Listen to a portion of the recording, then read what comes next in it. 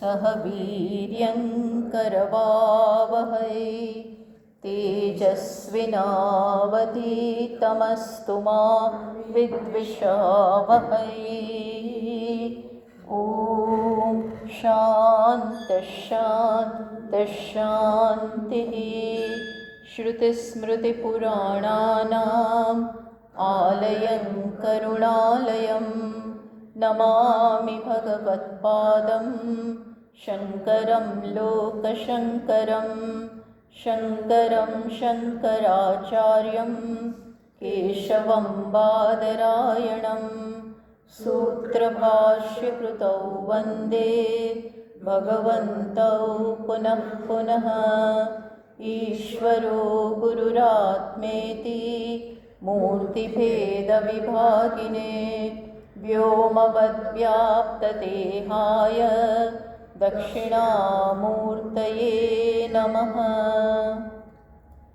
ॐ पार्थाय प्रतिबोधितां भगवता नारायणेन स्वयं व्यासेन ग्रथितां पुराणमुनिना मध्ये महाभारतम् अद्वैतामृतवर्षिणीं भगवतीम् अष्टादशाध्यायिनीम् अम्ब त्वामनुसन्दधामि भगवद्गीते भवद्वेषिणीम्।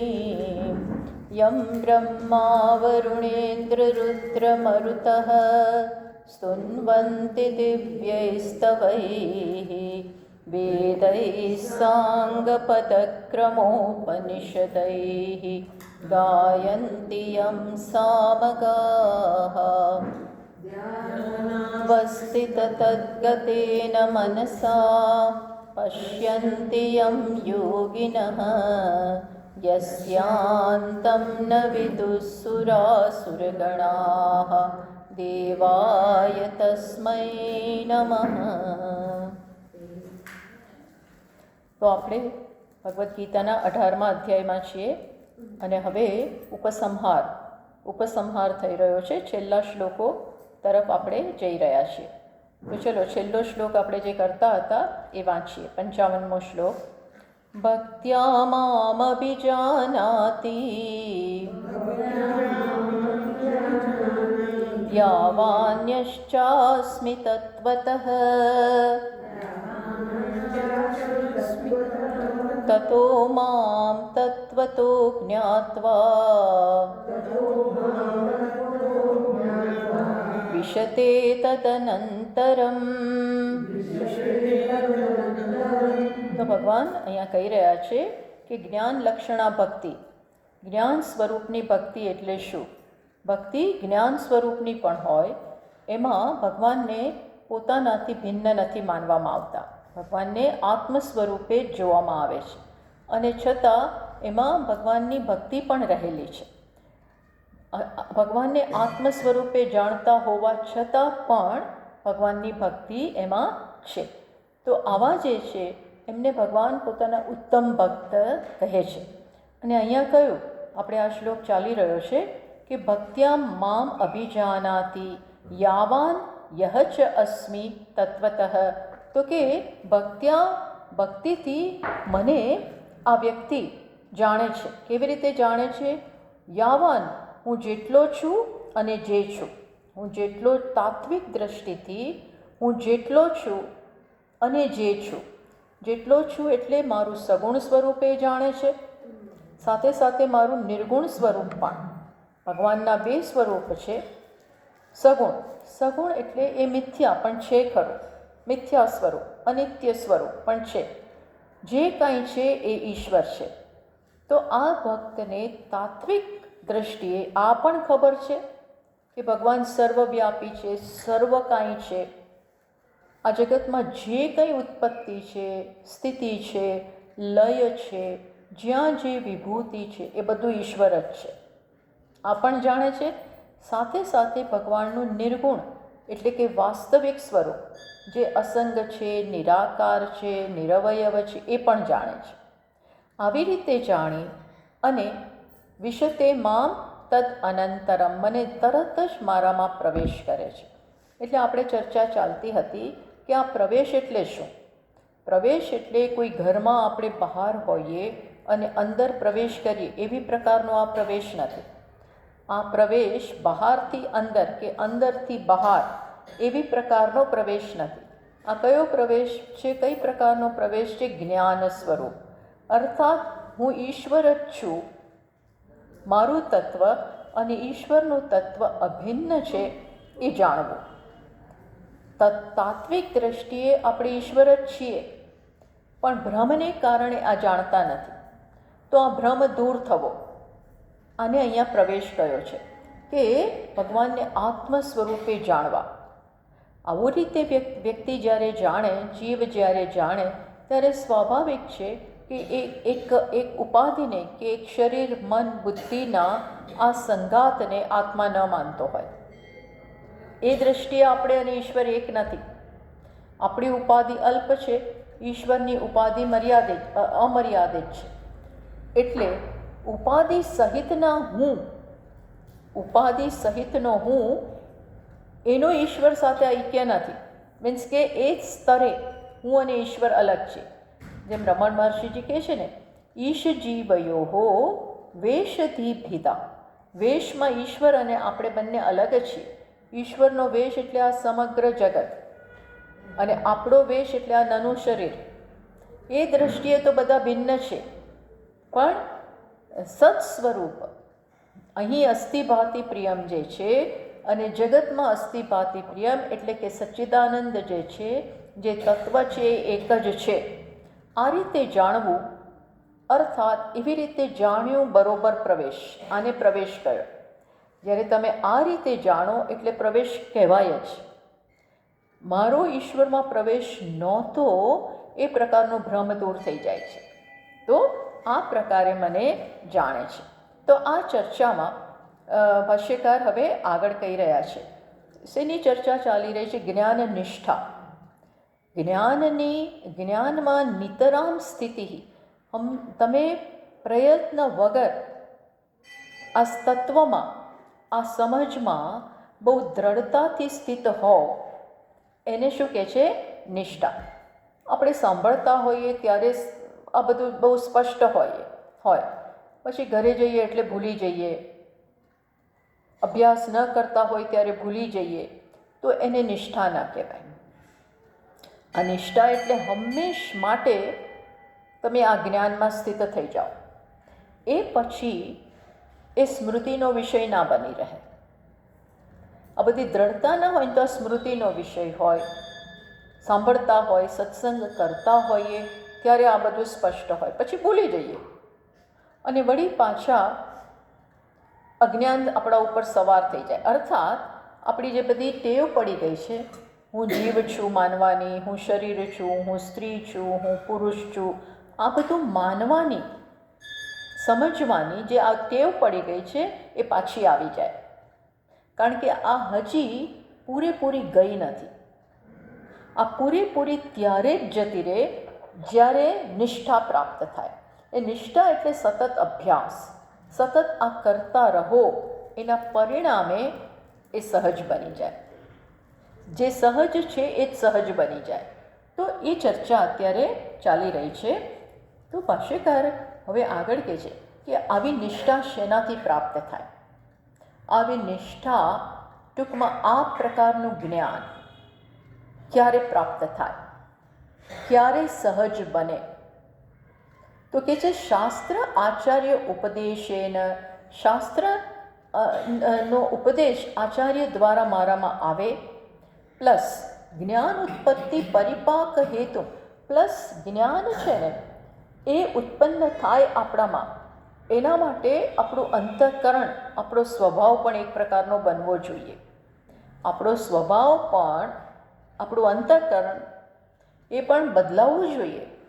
એમાં પૂરેપૂરું પરિવર્તન આવવું જોઈએ. તો એ શેનાથી થાય? આ જ્ઞાન ન હોય ત્યારે આપણને આપણા સ્વભાવમાં ઘણી મુશ્કેલીઓ હોય. તો એની પણ અહીંયા ખૂબ ચર્ચા કરવામાં આવી. તો અહીંયા છેલ્લે 13મા અધ્યાયમાં કહ્યું અમાનિત્વમ, અદંભિત્વમ, અહિંસા, શાંતિ, આર્જવમ. આમ આ બધા અમાનિત્વથી માંડી અને છેલ્લે અધ્યાત્મ જ્ઞાન, નિત્યત્વમ, તત્વજ્ઞાનાર્થ દર્શનમ, ત્યાં સુધી 20 મૂલ્યોની વાત કરી. આ 20 મૂલ્યો આપણા અંતઃકરણને તૈયાર કરે છે. શેના માટે તૈયાર કરે? જ્ઞાન માટે તૈયાર કરે. આ જ્ઞાન ઝીલવા, આ જ્ઞાન આ પ્રકારનું જ્ઞાન અમુક અંતઃકરણમાં જ રહે અને એ અંતઃકરણ શુદ્ધ હોય, દૈવી સંપત્તિથી સંપન્ન હોય. તો એ બધું ક્યારે થાય? બુદ્ધિ શુદ્ધ હોય, આ બધા ગુણો, આ બધા મૂલ્યો એનામાં આવી ગયા હોય. અને કોઈ પણ વસ્તુ એની જાતે નથી આવતી. અથાગ પરિશ્રમ, અથાગ પ્રયત્નના પરિણામે હોય છે. તો આ બધા સહકારી કારણો કહેવાય. એનાથી આ બધા મૂલ્યો વગેરે સહકારી કારણ કહેવાય. એનાથી જ્યારે અંતઃકરણ પૂરેપૂરું શુદ્ધ બને ત્યારે, અંતઃકરણ શુદ્ધ બનવું એટલે શું? આપણે કહ્યું છે ને ઘણીવાર કે પાણીમાં તળાવ હોય કે ત્યાં આપણો ચહેરો આપણે જોવો હોય તો ક્યારે સ્પષ્ટ દેખાય? જ્યારે એ પાણી શુદ્ધ હોય, એ પાણીમાં કોઈ કંપન ના હોય, એ પાણી હલતું ડોલતું ના હોય તો તમે, અને પાણી શુદ્ધ હોય તો એ પાણીમાં આપણો ચહેરો જોઈ શકાય. એવી રીતે દર્પણમાં પણ આપણો ચહેરો ક્યારે જોઈ શકીએ? જ્યારે શુદ્ધ હોય. એમ આપણું અંતઃકરણ પણ શુદ્ધ હોય. અને શુદ્ધિ એટલે શું? સ્વાર્થ રહિત, દયા હોય, માન માંગવાની ટેવ ના હોય, અપેક્ષાઓ ના હોય, ઘમંડ ના હોય, કામ, ક્રોધ, લોભ, મોહ, મદ, માત્સર્ય, હિંસા, આ બધું જતું રહ્યું હોય, એને શુદ્ધ અંતઃકરણ કહેવાય. આવા અંતઃકરણમાં ક્ષેત્ર પરમાત્મા એકત્વ જ્ઞાન, ક્ષેત્ર અને ક્ષેત્રજ્ઞ એટલે કે આ શરીર અને પરમાત્મા, ટૂંકમાં ક્ષેત્રજ્ઞ પરમાત્મા, ટૂંકમાં જીવ, ક્ષેત્રજ્ઞ એટલે જીવ અને પરમાત્મા એટલે પરમાત્મા. આ બંને કેવા છે? એક છે. પરમાત્મા અને અહીં રહેલો આત્મા, એ બંને કેવા છે? પૂરેપૂરા એક, કોઈ રીતે ભિન્ન નથી. આ જીવને આપણે માત્ર આ શરીર પૂરતું મર્યાદિત માની લીધો છે. એ એવો છે ને, એ તો વાસ્તવમાં આત્મા સર્વવ્યાપક છે, પરિપૂર્ણ છે, આનંદ સ્વરૂપ છે. તો શુદ્ધ અંતઃકરણમાં જ આવું જ્ઞાન શક્ય છે. એને, જેનું હૃદય આવું થઈ ગયું છે, એને આ જ્ઞાન થાય છે. અને આવું જ્ઞાન જ્યારે થાય ત્યારે પછી શું થાય? આવું જ્ઞાન થાય ને, એના માટેની તૈયારી થઈ હોય ને, ત્યારે પણ આ વ્યક્તિ ધીમે ધીમે વૈરાગ્યને કારણે, એનામાં વૈરાગ્ય આવી જ જાય. અનિત્ય જગત પ્રત્યે વૈરાગ્ય આવી ગયો હોય અને એને હવે માત્ર ઈશ્વરને સમજવા હોય, આત્માનું જે વાસ્તવિક યથાર્થ સ્વરૂપ શું છે એ સમજવું હોય. અને એના માટે એ હવે, અહીંયા ભાષ્યકાર આવું લખે છે કે બધા કર્મનો સંન્યાસ કરી દે. એ કર્મ સંન્યાસ લઈ લે અને પછી કર્મ સંન્યાસ સહિતસ્ય સ્વાત્મ અનુભવ નિશ્ચય રૂપેણ, અને પછી પૂરેપૂરો સમય આત્માને સમજવામાં. ઈશ્વર અને આત્મા એક છે, જીવ અને બ્રહ્મ એક છે, આ બધું સમજી રહ્યો છે. સમજવા માટે પોતાનો પૂરેપૂરો સમય આમાં કાઢે છે.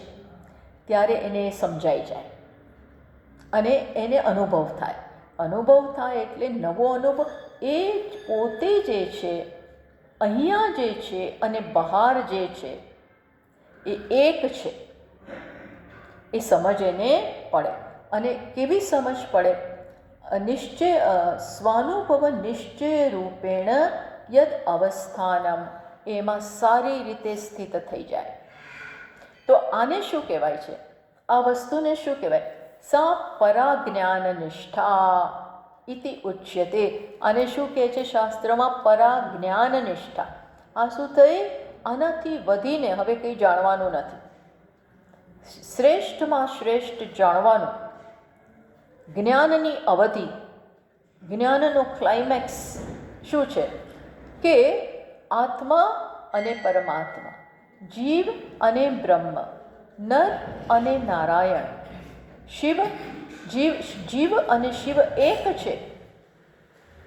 આ માત્ર ઘડી બે ઘડી જાણવું એટલું પૂરતું નથી, પણ આમાં સારી રીતે એની અવસ્થા, સારી રીતે એનું રહેવું, સ્થિત થવું, આને શું કહેવાય? જ્ઞાન નિષ્ઠા.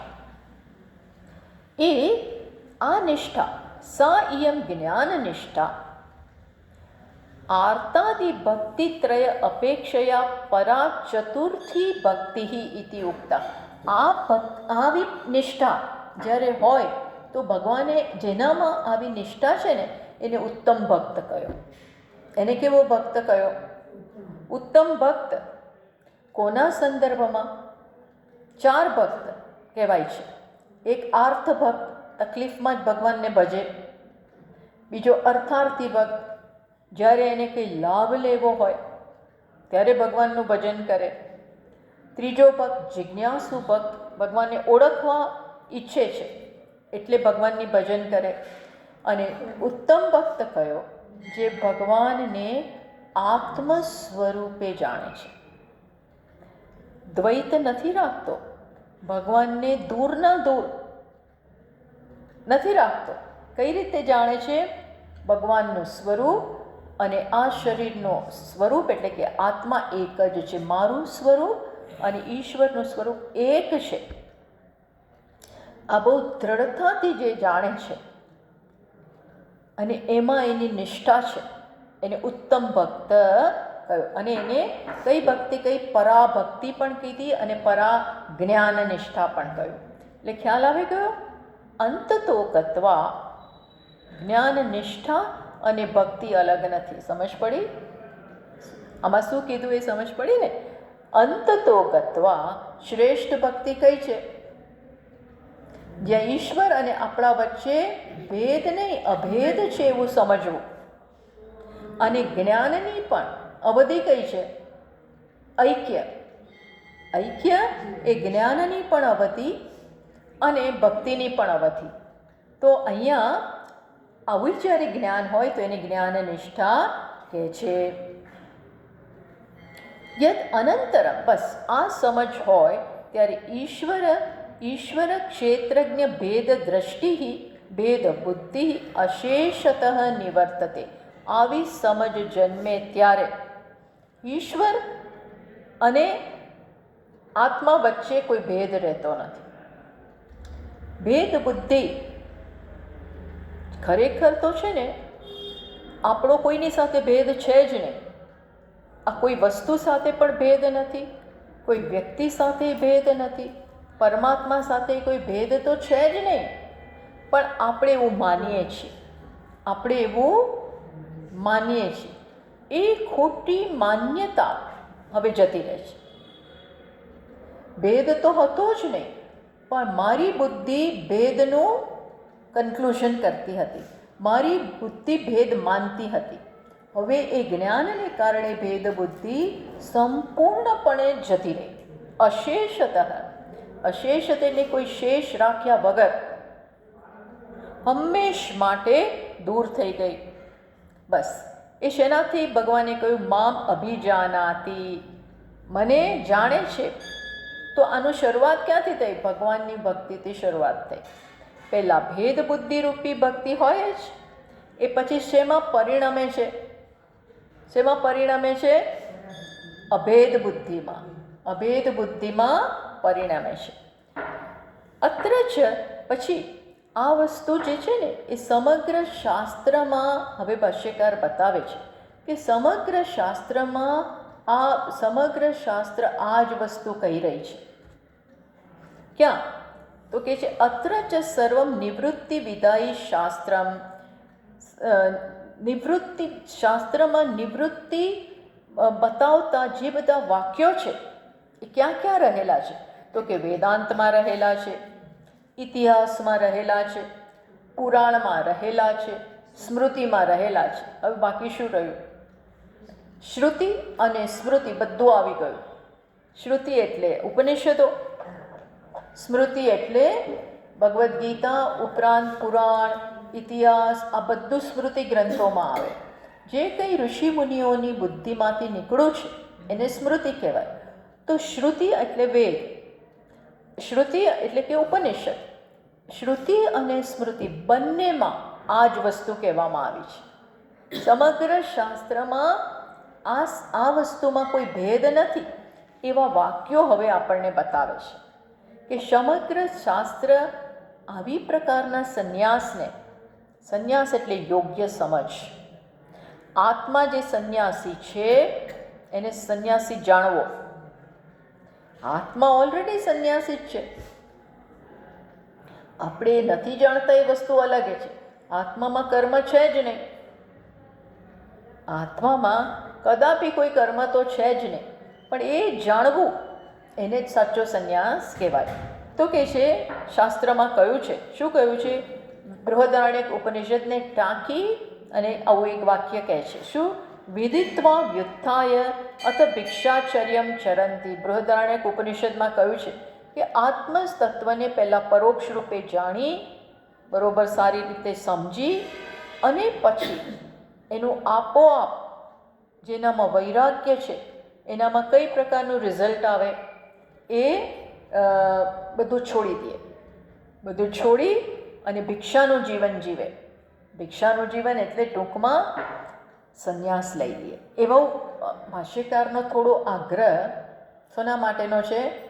ભાષ્યકાર એવું માને છે કે આ જ્ઞાન પૂરેપૂરું સંન્યાસીને થાય, બધાને જલ્દી ન થાય. એમનો એવો આગ્રહ છે એટલા માટે કે આ જ્ઞાન પૂરેપૂરું ડેડિકેશન માગે છે, પૂરેપૂરું સમર્પણ માગે છે. અંતે તો બુદ્ધિમાં સમજવાનું જ છે, પણ બુદ્ધિ માટે અનુકૂળ પડી જાય સંન્યાસ. હવે આજના જમાનાના સંદર્ભમાં આપણે વાત કરીએ તો કદાચ આપણે સંન્યાસ ન લઈએ તો કંઈ નહીં, પણ ઘરે પણ અથવા આપણે જ્યાં હોઈએ ત્યાં આ સમજવું તો અનિવાર્ય છે. કારણ કે આત્માનું સ્વરૂપ આ જ છે. ફરી પૂરેપૂરો કશા સાથે આત્મા જોડાયેલો નથી, અસંગ છે, એકમાત્ર છે. તો વહેલું મોડું આ તો સમજવાનું છે જ. આત્માને ન ઓળખવો એટલે શું? મારી જાતને ઓળખવો નહીં. હવે આપણને ઓળખ્યા વગર જીવન ચાલે? ચલાવીએ છીએ એ વસ્તુ અલગ છે, પણ ચાલે નહીં ખરેખર.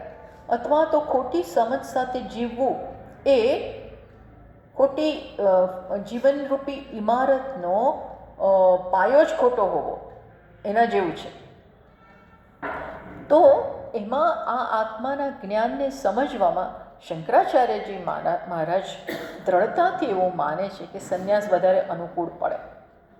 પણ મેં કહ્યું ને, આ ધ્યાનમાં રાખવા. કારણ કે આપણે આવું સાંભળીએ ત્યારે આપણને એમ થાય હવે આપણે ક્યાં સંન્યાસ લેવાના છીએ, આપણે ક્યાં જવાના છીએ. તો એવું સમજવાનું કે જ્યાં છીએ ત્યાં મારું જીવન આને સમર્પિત થઈ જાય, શક્ય હોય એટલું. આપણી બધી જવાબદારીઓમાંથી ધીમે ધીમે જલ્દીથી નિવૃત્ત થઈ જઈએ અને પછી આના પ્રત્યે આપણે ધ્યાન આપીએ. અને જે લોકો રિટાયર્ડ છે એને તો બહુ મુશ્કેલી ન પડવી જોઈએ, કારણ કે રિટાયર્ડ થઈ ગયા છીએ પછી તો આ કરી શકાય. આપણે આપણું સેવિંગ્સ રાખ્યું હોય, આપણું જીવન ચાલતું હોય, અને હવે કંઈ જીવન ચલાવવા માટે, 2 ટાઈમ જમવા માટે કંઈ અઢળક પૈસાની જરૂર નથી. થોડું ઘણું હોય તોય ચાલે છે. તમે બરોબર પ્લાનિંગ કર્યું હોય તો 2 ટાઈમનું જમવાનું અને વરસના 5-6 જોડી કપડાં જેટલી વ્યવસ્થા તો આપણે કરી જ હોય, અને બીજું બધું તો હવે ઓછું થઈ ગયું હોય. તો આપોઆપ આ પ્રકારનું નિવૃત્ત થયા પછી આપણે જીવન જીવી શકીએ એવું ભાષ્યકાર કહી રહ્યા છે. અને કે છે બધા તપમાંથી, બધા તપ કરતાં શ્રેષ્ઠ તપ કયું છે? તસ્માદ ન્યાસમ એશામ તપસામ અતિરિક્તમ આહુ. કે છે ન્યાસ, બધા ન્યાસ એટલે સંન્યાસ.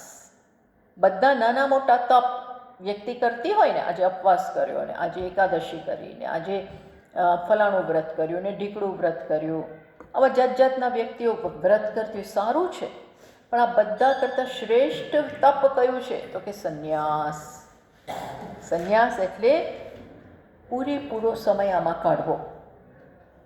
રીતસરનો સંન્યાસ લઈ શકનારા બહુ ઓછા લોકો હોય છે. બધા પાસે એ પ્રકારની અનુકૂળતા નથી હોતી. કંઈ નહીં, પણ આપણે, મેં કહ્યું ને, હું અગેન એન્ડ અગેન આ વસ્તુ રિપીટ કરું છું કે આપણે નાસીપાસ નહીં થવાનું. જો આપણે એ પ્રકારે છોડી ન શકતા હોઈએ, સંન્યાસી ખરેખર ન બની શકતા હોઈએ, તો એવું નાસીપાસ થવાની જરૂર નથી. જ્યાં છીએ ત્યાં આત્મા ઓલરેડી સંન્યાસી છે, ઓલરેડી આત્મા અસંગ છે, તો એને સમજો, એને સમજવા માટે ટાઈમ આપો, એને આપણું જીવન પણ એ પ્રકારનું બનાવો. એ કહ્યું. આવું શાસ્ત્રમાં અનેક જગ્યાએ કહેલું છે. મહાભારતના શાંતિ પર્વમાં એ કહ્યું છે. શું કહ્યું છે? ત્યજ ધર્મમ અધર્મમ છે. કે છે છેલ્લે તો તમે ધર્મ છોડી દો. અધર્મ તો છોડવાનું જ છે, અધર્મ છોડીને પછી ધર્મય છોડો. ત્યજ ધર્મમ અધર્મમ છે. ત્યાં એક સરસ એ વાક્ય છે કે બધું છોડી એટલે પછી છેલ્લે હું છોડનારો છું એ છોડો. છોડનારો છું એમ કરીને ઘમંડ થઈ જાય. મેં આ છોડ્યું, મેં આ નોકરી છોડી દીધી, મેં આ છોડ્યું, પેલું છોડ્યું. હવે એ ઘમંડ થઈ જાય, મેં છોડ્યું. તો એ ઘમંડ ના કરો, કારણ કે અંતતો ગત્વા આત્મામાં કોઈ કર્તૃત્વ નથી. આત્મા કશું કરતો જ નથી. એટલે છેલ્લે એ છોડો. શું છોડો? છોડનારાને છોડો. ઇત્યાદિ ઇહ ચ દર્શિતાની. આ બધા વાક્યો અહીં ભગવદ્ ગીતામાં ટાઈમે ટાઈમે ભગવાને બતાવેલા છે. તો આ બધા વાક્યો ન ચ તેષાં વાક્યાનામ આનર્તક્યમ યુક્તમ. આ બધા વાક્યો અમસ્તા નથી કયા. એવું ન માનવું કે આ બધા યુઝલેસ વાક્યો છે માટે પ્લસ આ કહેવા ખાતર કહેવાયેલા છે એવુંય નથી. બીજી વસ્તુની સ્તુતિ કરવા માટે કહેવાયેલા હોય એવો અર્થવાદ પણ નથી. આ બધા વાક્યો રીતસરનું આત્માનું સ્વરૂપ સંન્યાસ જ છે એ બતાવતા વાક્યો છે. પ્લસ આગળ કહે છે પ્રત્યેક આત્મા અવિક્રિય સ્વરૂપ નિષ્ઠત્વાચ મોક્ષસ્ય. મોક્ષ એટલે શું? મોક્ષ એટલે એવી સમજ કે આત્મા અવિક્રિયા સ્વરૂપ છે. શું છે? અવિક્રિયા. ટૂંકમાં એમાં કોઈ આત્મામાં કોઈ ચેન્જ થતો જ નથી. આત્મામાં કોઈ વિકાર નથી, પરિણામ નથી. શરીરમાં પરિણામ છે, વધે છે, ઘટે છે, બધું થાય છે. ઇન્દ્રિયોમાંય પરિણામ છે, પ્રાણમાંય વિકાર છે, મનમાંય વિકાર છે, બુદ્ધિમાંય વિકાર છે. આમાં જ્યાં જ્યાં વિકાર છે, પરિણામ છે, એ શું છે? આત્મા છે કે અનાત્મા છે? અનાત્મા છે. તો આત્મા કેવો છે? ઓલવેઝ કેવો છે? અવિકારી. એમાં કોઈ વિકાર નથી, હંમેશાથી એવો છે. બસ આ દ્રઢતાથી સમજવું, ક્યારેય જવું નહીં આપણા મન. આ સમજ આપણામાં રોપાઈ જાય, એને શું કહેવાય? એ જ મોક્ષ. એટલે મોક્ષ એ કોઈ ઘટના નથી. મોક્ષ એટલે ક્યાંય જવાનું નથી, કોઈ લોકમાં જવાનું, એને મોક્ષ નથી કહેતા. તો મોક્ષ કેને કહે છે અહીંયા? કેને કહે છે? આત્માને આવો સમજવો. આત્મા જેવો છે એવો જાણવો, સમજવો અને દ્રઢતાથી. પછી ભૂલાઈ ન જાય. ના મને તો એમ કે શરીર જ આત્મા છે. ના, આત્માનું જે સ્વરૂપ છે એ બરોબર સમજવું. અને બની રહેવું, એને મોક્ષ કીધો છે. હવે આવું સમજવું હોય તો મારે શું કરવું પડે? આ સમજ માટે ટાઈમ આપવો પડે. આ સમજ જો સમજાઈ ગઈ જલ્દીથી અને એ આપણામાં રહી ગઈ તો બરાબર છે. ન થયું તો શું કરવું પડે? મારું જીવન મારે કેવું બનાવવું પડે? કેવું બનાવવું પડે? આ સમજને અનુરૂપ, આ સમજને અનુકૂળ. હવે દિવસમાં માત્ર 1-2 અડધી કલાક હું આને આ સમજને આપું અને બીજા 20 કલાક બીજે બધામાં આપણે આપીએ તો આ માનીએ છીએ એટલું આ સરળતાથી સમજાતું નથી હોતું, હે ને? એટલા માટે અહીંયા ભાષ્યકાર કહે છે કે આપણે ધારો કે પૂર્વના સમુદ્ર ટૂંકમાં આપણે પૂર્વમાં જવા માગતા હોઈએ, ધારો કે જગન્નાથપુરી જવા માગીએ છીએ અને આપણે જગન્નાથપુરી જવા માગીએ છીએ અને કચ્છ તરફની દિશા પકડીએ, ગુજરાત તરફની દિશા પકડીએ. ગુજરાત પશ્ચિમમાં આવ્યો, જગન્નાથપુરી ક્યાં આવ્યો? પૂર્વમાં. એટલી તો બધાને જગન્નાથપુરી પૂર્વમાં અને ગુજરાત પશ્ચિમમાં, કચ્છ પશ્ચિમમાં. હવે જવું છે આમ અને આ બાજુની દિશા હું પકડું, જવું હોય પૂર્વમાં અને પશ્ચિમની દિશા પકડું તો હું પહોંચવાનો છું કે પહોંચવાની છું? ના. એમ અસંગ, અવિકારી, અક્રિય, નિષ્ક્રિય એવા આત્માને હું જાણવા ઈચ્છું અને હું શું કર્યા કરું? સતત અપેક્ષાઓ રાખું, સતત કર્મ કર્યા કરું, સતત સંસારમાં પડી રહીએ, બસ એમાં ને એમાં આપણું મન હોય તો આ સમજાવવાનું છે? નથી સમજાવવાનું.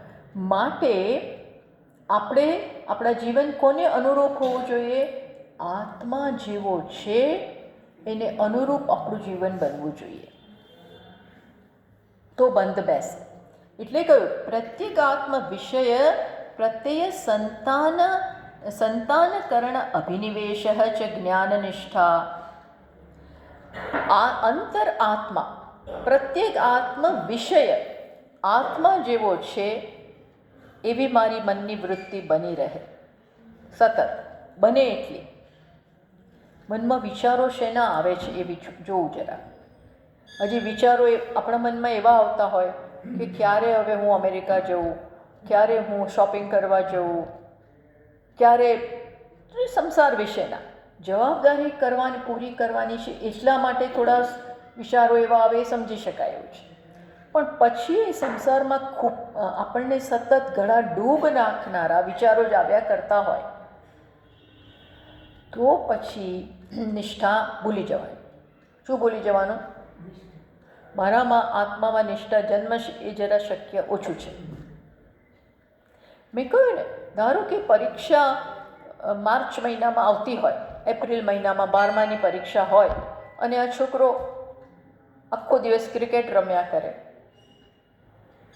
આખો દિવસ હોટલમાં રેસ્ટોરન્ટમાં જયા કરે, મિત્રો સાથે પડ્યો રહે, મોબાઈલ જોયા કરે, તો કેવી રીતે બોર્ડની એક્ઝામ માટે તૈયાર થવાનો છે? શક્ય જ નથી. એવું કંઈક કહેવા માગે છે કે આવી નિષ્ઠા જન્મે ક્યારે?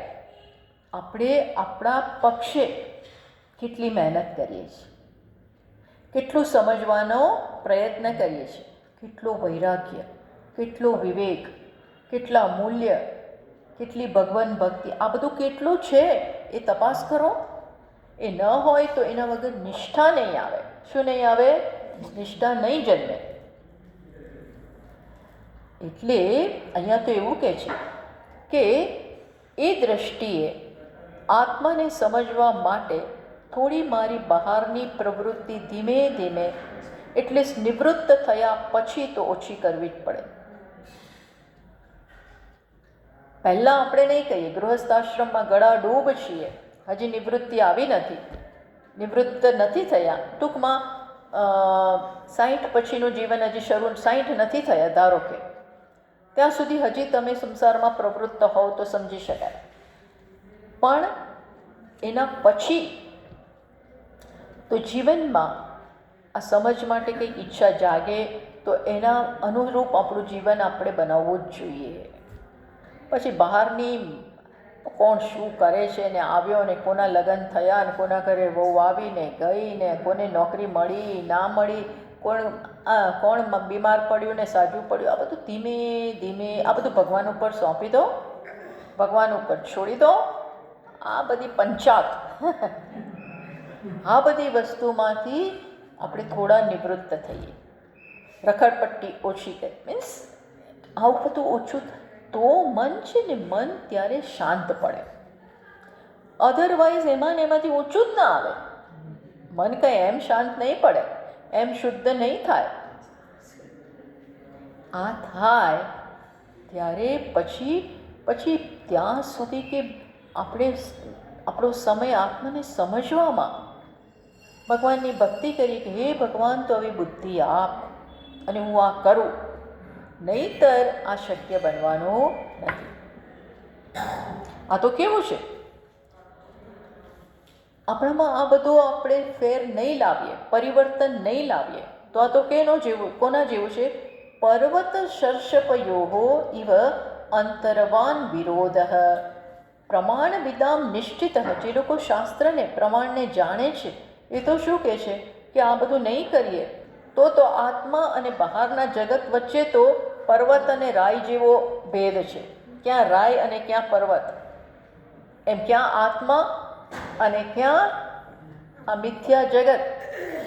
મારે સમજવો છે આત્માને અને મારી દિશા જીવનની મેં કઈ પકડી હોય સંસાર તરફની. સંસાર ખોટો નથી, ખરાબ નથી, પણ હું શું કરવા માગું છું? મિથ્યામાં જ પડ્યા રહેવા માગીએ છીએ કે પછી સત્યને જાણવા માગીએ છીએ? આ પહેલાં સ્પષ્ટ થઈ જવું જોઈએ. શેનાથી મારું કલ્યાણ, ક્યાં મને સાચો આનંદ મળવાનો છે એ સમજવું છે. અને જે અનિત્ય છે એના તરફ જાણવું હોય નિત્ય, અને દોડીએ કઈ તરફ? અનિત્ય તરફ. જાણવું છે સત્ય અને દોડીએ મિથ્યા તરફ. એમાં જ સમય કાઢે તો આ થવાનું નથી. તસ્માત માટે ભાષ્યકાર શું કહે છે? સર્વ કર્મ સંન્યાસેન એવ જ્ઞાનનિષ્ઠા કાર્ય ઇતિ સિદ્ધમ. એ તો બહુ દ્રઢ આગ્રહી છે. શું કે બધા કર્મનો સંન્યાસ થાય પછી જ આ જ્ઞાનનિષ્ઠા આવે. મેં કહ્યું ને અગેન, આપણે સંન્યાસ લેવાના ન હોઈએ તો ચિંતા નથી, કારણ કે સંન્યાસ માટેની આપણા જીવનમાં હવે અનુકૂળતા નથી. જઈએ ક્યાં? તો જ્યાં છીએ ત્યાં આ તો કરી જ શકાય. જીવનને થોડું બહાર બહુ પ્રસરેલું ના રાખો, સમય આમાં આપો, અને કરવું પડતું હોય તો કરો, એની ના નથી. પણ ધીમે ધીમે એ બધા કરવા પાછળ પણ આપણે ઈશ્વર માટે કરીએ છીએ. ઈશ્વર રસ્તો કાઢશે. આવી સમજ. અહીં આ સાથે મુખ્ય બધા શ્લોકો પૂરા થયા. હવે પાછું ચાલુ તો છે જ. તો હવે શેના માટે છે? તો ભાષ્યકાર સમજાવે છે કે 56મા શ્લોકથી પાછા કર્મયોગની વાત ભગવાન કરે છે. હવે પાછા ભગવાન છે એની વાત ઉપર આવી જાય છે, કર્મયોગ. શેના માટે? કારણ કે કર્મયોગથી જ જીવનની સાધના શરૂ થાય છે. સ્વકર્મણા ભગવત અભ્યર્ચન ભક્તિ યોગસ્ય. જો પોતપોતાના કર્મોથી, જે આગળ અહીંયા પણ કહી ગયા, સ્વકર્મણા, પોતાના કર્મ, પોતાને જીવનમાં જે કર્મ, જે ડ્યુટી, જે જવાબદારી પ્રાપ્ત થઈ હોય એને શેમાં કન્વર્ટ કરી દેવાની? ભગવત અભ્યર્ચન, ભગવાનની ભક્તિ બનાવી દો. મને જે જીવનમાં કરવાનું આવ્યું છે, પત્ની હોય, પતિ હોય, જે મારો રોલ હોય, એમાં જે જવાબદારી હોય એને હું કઈ રૂપમાં કન્વર્ટ કરી દઈએ કે આના દ્વારા હું ભગવાનની આરાધના કરું છું.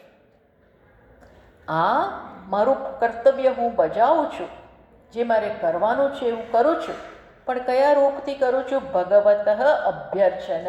આના દ્વારા ભગવાનની આરાધના હું આ ભગવાન માટે કરું છું. એટલે જ્યાં છીએ ત્યાં આપણા કર્મો આપણે જે કરવાના છે, જે ડ્યુટી, જવાબદારી, કર્તવ્ય નિભાવવાનું છે, એમાં જ ભગવાનને ભેળવી દો. આ બુદ્ધિમત્તા છે. કર્મયોગ એટલે શું? મારે જે કરવાનું છે એમાં ભગવાનને લઈ આવવું. આ કોઈ વ્યક્તિ વિશેષ માટે હું નથી કરતી, પણ કોના માટે કરું છું? ભગવાન માટે. આ દ્વારા ભગવાન ખુશ થાવ, આ દ્વારા ભગવાન ખુશ થાવ. આજે હું રસોઈ બનાવું છું, એના દ્વારા ભગવાન, એ રસોઈ ભગવાન માટે બનાવું છું. આજે હું ઓફિસે જાઉં છું, એ કોના માટે જાઉં છું? ભગવાન માટે. ભગવાન રૂપી બોસ માટે, ભગવાન રૂપી ગવર્મેન્ટ માટે, ભગવાન રૂપી દેશ માટે, ભગવાન રૂપી કુટુંબ માટે. એના માટે હું કરું છું. આ શું થઈ જાય છે? આ શું થયું? ભક્તિ થઈ ગઈ. મારા કર્તવ્યમાં મેં કોને લઈ આવી દીધા? ભગવાનને. સમજ પડી? આપણી આ બધી પ્રવૃત્તિઓને પણ ભક્તિમાં કન્વર્ટ કરી શકાય, એને પણ ભગવાનની સેવાનું માધ્યમ બનાવી શકાય, એવો સુંદર ઉપદેશ ભગવાન શેમાં આપે છે? કર્મયોગ દ્વારા. તો અને એનાથી સિદ્ધિ પ્રાપ્ત થાય છે. કઈ સિદ્ધિ પ્રાપ્ત થાય છે? આવી પ્રકારનું જીવન જીવવાથી, કર્મયોગ દ્વારા કર્મ સાથે ભગવાનને જોડી દઈએ ભાવનાથી કે હે ભગવાન, આ તમારા માટે થાય છે. આ હું જે સવારના પોરમાં ચા બનાવું છું, રસોઈનું કુકર મૂકું છું, આ બધું જે કરું છું, એ ભગવાન, એ આપના માટે છે. ભલે કરીએ છીએ પતિ અને બાળકો માટે, પણ કોના માટે? આપણે એને કન્વર્ટ કરી દઈએ. શેમાં? ભગવાનને લાવી દો. આ શું થઈ જાય? આ દ્વારા આપણું દરરોજનું કર્મ, પ્રત્યેક કર્મ યોગ બની જાય. કારણ કે એ આપણને ભગવાન સાથે જોડી દે છે. તો એના લાંબા સમય સુધી સતત કર્યા કરવાને કારણે સિદ્ધિ પ્રાપ્ત થાય છે. કઈ સિદ્ધિ પ્રાપ્ત થાય છે? જ્ઞાન નિષ્ઠા યોગ્યતા. શું કઈ સિદ્ધિ આવે છે? જ્ઞાનમાં નિષ્ઠા આવે. એના માટે હું તૈયાર થાઉં. માણસ એના માટે, એટલે રોજબરોજનું જીવન જીવતા અહીંયા ભગવાન કેવો ઉપાય બતાવે છે કે તમારા રોજબરોજનું જીવન જેનું પણ હોય, એ જીવન જીવતા જીવતા એમાંથી ભાગી જતા ને, જીવતા જીવતા સમય તમે શેના માટે તૈયાર થાવ? આત્માના જ્ઞાન માટે. અને એમાં નિષ્ઠ થવા માટે તૈયાર થાવ છો. જો તમને એ જીવતા આવડે તો, આર્ટ ઓફ લિવિંગ આવડે તો. અને એના માટે શું કરવાનું? સાવધાન રહીને પ્રત્યેક કર્મને ઈશ્વર સાથે જોડી દેવો. એ બુદ્ધિમત્તા છે, એ યોગ છે. યોગ કર્મસુ કૌશલમ. ભગવાન આગળ કહી ગયા ને કે યોગ એ શું છે? પ્રત્યેક કર્મને યોગમાં ફેરવી દેવો, એ કુશળતા. બોલો, એ બધાને ન આવડે. બધા તો આખો દિવસ કકડાટ કરે, મારા ભાગે આટલું આવ્યું અને મને કોઈ છોડતું નથી, અને મને તો ભગવાને એવા જગ્યાએ મૂક્યા છે કે મારે આટલા કામ. આમ ભેટ ઉતારે, કકડાટ કરે અને કામ કરે. એના બદલે ભગવાને શું કીધું? જે આવ્યું છે એ કરો, અમુક ઉંમર સુધી કરો, પણ પછી કેવી રીતે કરો? આ ભગવાનનું કામ. ભગવાને આ કામ એમના આદેશથી મને મોકલ્યું, મને પસંદ કર્યો આ કામ કરવા માટે, અને હું એમના માટે કરું. બસ, પતી ગયું. આ માણસને સાધુ બનાવી દે જ્યાં હોય ત્યાં. આના માટે ક્યાં પરિવર્તન આવે છે? યર પરિવર્તન આવે છે. બુદ્ધિ શુદ્ધિ. કર્મયોગ એટલે બુદ્ધિને શુદ્ધ કરવી, બુદ્ધિને શુદ્ધ કરી દેવી. બસ, આ સિદ્ધિ છે. આ સિદ્ધિ મળે. જ્ઞાન નિષ્ઠા યોગ્યતા. હવે જેના પ્રતાપે આવી નિષ્ઠા આપણામાં આવે, કોના પ્રતાપે? કર્મયોગના પ્રતાપે. કર્મયોગના પરિણામ રૂપે આપણી બુદ્ધિ શુદ્ધ થાય. બુદ્ધિમાં સ્વાર્થ નથી, સંકુચિતતા નથી, ભક્તિ આવી ગઈ છે. જેમ શબરી એક એક બોર વીણે, અને શેના માટે? ભગવાન માટે. ભગવાનને મીઠામાં મીઠા બોર જવા જોઈએ. બોલો, એટલે એવા જ વીણતી પણ હશે. આખો રસ્તો સાફ કરે. ભગવાનના પગમાં એક એક કાંકરી ના આવવી જોઈએ. એટલે સતત કામ કરે દરરોજ. એવું નહીં ક્યારે આવશે, આવશે એટલે કરી નાખીશ. આપણે હોય તો કે આવશે ને એટલે તરત બધું કરી નાખે. આવવા તો આવે ને એને ખોટું શું કરવાનું? આપણા હોય તો એવું વિચાર, આવતા તો છે ને, અને આપણે ખોટા દરરોજ પડે ને લાંબા થઈ જઈએ. એવું નહીં. એ શું વિચારે છે? ગમે ત્યારે આવે. I should be ready. પણ એ આ કરવાને કારણે ભગવાન આવ્યા. આ કરવાને કારણે એના ફળ ચાખવા માટે ભગવાન આવ્યા. કારણ કે ભગવાન એની ભક્તિથી ભીંજાઈ ગયા. એની ભક્તિ ભગવાનને ખેંચી લાવી. ક્યાંથી? ક્યાંથી ભગવાન જઈ રહ્યા હતા ને એ બાજુ આવ્યા. ભક્તિથી માધવ ભીંજાય છે, અને એને ખેંચી લાવ. આ ભક્તિને સામાન્ય સમજવી નહીં. આ વેદાંતિઓ હોય ને એ ઘણીવાર ભક્તિને ઉડાડી દેતા હોય છે. એમાં શું બધું જ્ઞાન આત્માને, અરે જ્ઞાન એમને નહીં થાય. આટલી બુદ્ધિ ચલાવો, એમને જ્ઞાન નહીં થાય ઈશ્વર કૃપા વગર. ઈશ્વર કૃપા વગર કંઈ નહીં થાય. ઈશ્વર કૃપા ગુરુ કૃપા લાવશે, શાસ્ત્ર કૃપા લાવશે, આત્મકૃપા લાવશે. આપણી બુદ્ધિમાંથી કશું જતું જ નથી. કેમ નથી જતું? ઈશ્વર કૃપા નથી. એ ઈશ્વર કૃપા ક્યારે આવે? ભક્તિથી આવે. એટલે આ ભક્તિને ક્ષુલ્લક ન સમજવી, સામાન્ય ન સમજવી. ઈશ્વરને આપણી તરફ અનુકૂળ કરનાર ભક્તિ જ છે. સમજી જજો. ઈશ્વરને પક્ષપાતી બનાવનાર પક્ષપાત કરે. કોના પ્રત્યે? ભક્ત પ્રત્યે ભગવાન પક્ષપાત કરે. ભગવાન કે હું તો કરું જ પક્ષપાત, કારણ કે એ મને ભજે છે, બીજા બધા નથી ભજતા. બધા માટે હું છું, પણ આ મને ખેંચી લાવે. વિશેષ ભક્તિને ભક્ત પ્રત્યે પક્ષપાત કરી દે. એ શક્તિ ક્યાં છે? ભગવાનની ભક્તિમાં છે. એટલે અને કર્મયોગ એનો શ્રેષ્ઠ ઉપાય છે. એટલે વળી પાછા ભગવાન ગીતાનો ઉપસંહાર થઈ રહ્યો છે, હવે થવામાં છે. ત્યારે વળી પાછા અર્જુનને કોની વાત કરે છે? ભક્તિ યોગની. શ્રેષ્ઠ શ્લોકો આવી રહ્યા છે, ઉત્તમોત્તમ. યા ભક્તિની વળી પાછા ભગવાન ખુશી ખુશી મહિમા ગાય છે. મહિમા ગાય છે, ભક્તિની મહિમા.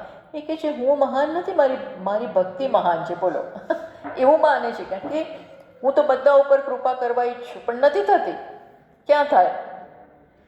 ક્યાં થાય? ભક્તિ છે ત્યાં જ થઈ જાય છે કૃપા, વિશેષ કૃપા. એટલે જેનાથી જ્ઞાન નિષ્ઠા આવે, મોક્ષ માટેની તૈયારી આવે, મોક્ષ ફલાવસાના જ ભગવદ ભક્તિ યોગ. ભગવાન માટે ભક્તિ, ભગવાનની ભક્તિ યોગ બની જાય, જોડનારી બની જાય ભગવાન સાથે. તમે એમ માનો છો કે શબરીનો મોક્ષ નહીં થયો હોય? શબરીનો મોક્ષ થાય જ થાય. એને સાક્ષાત ભગવાન પાસે પોતે બેસીને આ જ્ઞાન આપે, બેસાડીને શીખવાડી દે. અર્થાત ભગવત ભક્તિ અધુના સ્તુયતે. એટલે માટે ભગવાન વળી પાછા ભક્તિ યોગની સ્તુતિ કરે છે. શાસ્ત્ર ઉપસંહાર પ્રકરણે, શાસ્ત્રનો ઉપસંહાર થઈ રહ્યો છે. આપણે 56મા શ્લોકમાં આવી ગયા છે. હવે બહુ થોડા શ્લોકો બાકી રહ્યા છે. ત્યારે ભગવાન વળી પાછા ભક્તિની મહિમાની સ્તુતિ કરે છે. શાસ્ત્રાર્થ નિશ્ચય દાર્ઢ્યાય. શાસ્ત્રનો નિશ્ચય આપણામાં દ્રઢ થાય. જે ઉપાય છે એને આપણે છોડીએ નહીં, જો એને કામ ન કર્યું હોય તો એના માટે ભગવાન વળી પાછા થોડા શ્લોકોમાં અર્જુનને ખાસ કહેવા માગે છે કે તું તારું કર્તવ્ય કર મારી ભક્તિ રૂપે. મારી ભક્તિ રૂપે તું તારું કર્તવ્ય કર, મને ખુશ કરવા માટે, મને સમર્પણ કરવા માટે. તો આનો શ્લોક વાંચી એને સમજ વિસ્તાર આવતા વખતે કરીશું. સર્વકર્માણ્યપી સદા કુર્વાણો મદ્વ્યપાશ્રયઃ મત્પ્રસાદાદવાપ્નોતિ શાશ્વતમ પદમવ્યયમ. એનો અર્થ થાય છે કે હે અર્જુન, તું બધા કર્મ મને સમર્પિત કર, મારા માટે કર, અને એના પરિણામે તને મારો પ્રસાદ પ્રાપ્ત થશે. એવો પ્રસાદ શાશ્વત પદ મળશે. અર્થાત શાશ્વત પદ એટલે જીવનમાં જેના દ્વારા કલ્યાણ રહેલું છે ને બધું તને મળી જશે. આ ભગવાનની રિસ્પોન્સિબિલિટી, ભગવાન પોતે જવાબદારી લે છે. તો આ બધા શ્લોકો વળી પાછા કર્મયોગના આવે છે, એ આપણે આવતા વખતે જોઈએ. ઓમ પૂર્ણમદ પૂર્ણમિદં પૂર્ણાત પૂર્ણમુદચ્યતે પૂર્ણસ્ય પૂર્ણમાદાય પૂર્ણમેવાવશિષ્યતે. શાંતિ શાંતિ શાંતિ. શંકરં શંકરાચાર્યં કેશવં બાદરાયણં સૂત્રભાષ્યકૃતૌ વંદે ભગવन्तौ પુનઃ પુનઃ. ઈશ્વરો ગુરુરાત્મેતિ મૂર્તિભેદવિભાગિને વ્યોમવદ્વ્યાપ્તદેહાય દક્ષિણામૂર્તયે નમઃ. ઓમ શાંતિ શાંતિ શાંતિ. હરિ ઓમ. શ્રી ગુરુભ્યો નમઃ. હરિ ઓમ.